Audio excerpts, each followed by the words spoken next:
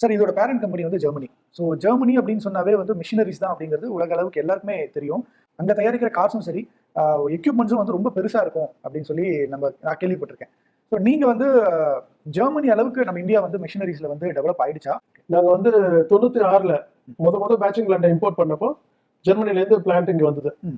நாங்க என்ன model import பண்ணமோ அந்த மாடல் இந்த கடைசி 2 வருஷத்துல 70க்கும் மேற்பட்ட மெஷின் யூரோப்புக்கு இங்க இருந்து அனுப்பிச்சிருக்கோம். அதே மெஷின்.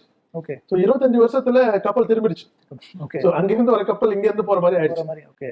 இப்போ வந்து நாங்க அவங்களோட ஸ்பெசிஃபிகேஷன் ஸ்டாண்டர்ட்லாம் கொஞ்சம் டிஃப்ரெண்ட். அவங்களுக்கு வந்து சிஇசி நாம்ஸ் எல்லாம் இருக்கு. அதெல்லாம் மீட் பண்ணாதான் பண்ண முடியும். இப்போ நாங்க பம்ப் இங்க இருந்தா மேனுஃபேக்சர் பண்ணி அனுப்புறோம். யூஎஸ்க்கு அனுப்ப ஆரம்பிச்சிட்டோம்.